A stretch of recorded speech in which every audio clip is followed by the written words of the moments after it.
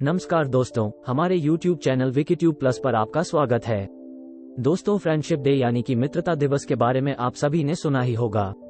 लेकिन इस दुनिया में आज तक जितनी भी मित्रता की कहानियां आपने सुनी होंगी, उसमें सबसे अच्छी और सच्ची निस्वार्थ कहानी हम आपको सुनाने जा रहे हैं। और वो कहानी है श्री कृष्ण और सुदामा की। कृष्ण सुदामा की मित्रता बहुत प्रचलित है। सुदामा गरीब ब्राह्मण थे। अपने बच्चों का पेट भर सके उतने भी सुदामा के पास पैसे नहीं थे। सुदामा की पत्नी ने कहा, हम भले ही भूखे रहें, लेकिन बच्चों का पेट तो भरना चाहिए ना। इतना बोलते बोलते उसकी आंखों में आंसू आ गए। सुदामा को बहुत दुख हुआ। उन्होंने कहा, क्या कर सकते हैं, किसी के पास मांगने थोड़े ही जा सकते हैं। पत्नी ने सुदामा से कहा, आप कई बार कृष्ण की बात करते हो, आपकी उनके साथ बहुत मित्रता है ऐसा कहते हो।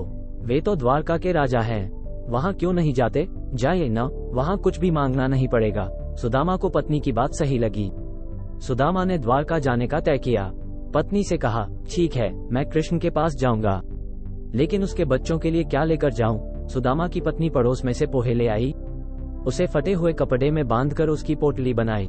सुदामा उस पोटली को लेकर द्वारका जाने के लिए निकल पड़े। द्वारका देखकर सुदामा तो दंग रह गए। पूरी नगरी सोने की थी, लोग बहुत सुखी थे। सुदामा पूछते पूछते कृष्ण के महल तक पहुँचे।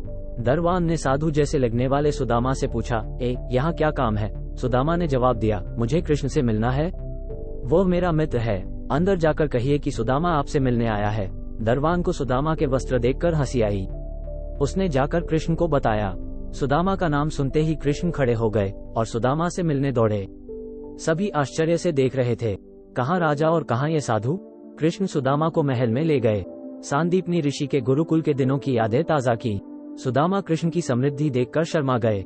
सुदामा पोहे की पोटली छुपाने लगे, लेकिन कृष्ण ने खींच ली।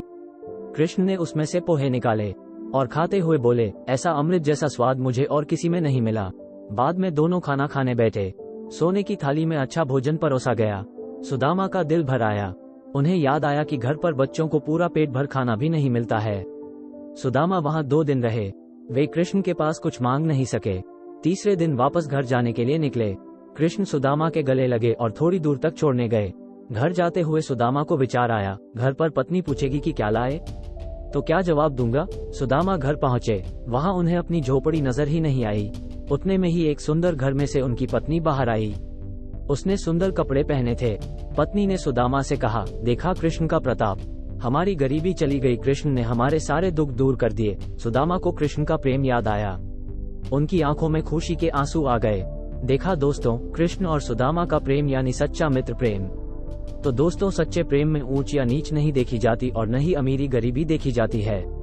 इसीलिए आज इतने युगों के बाद भी दुनिया कृष्ण और सुदामा की दोस्ती को सच्चे मित्र प्रेम के प्रतीक के रूप में याद करती है।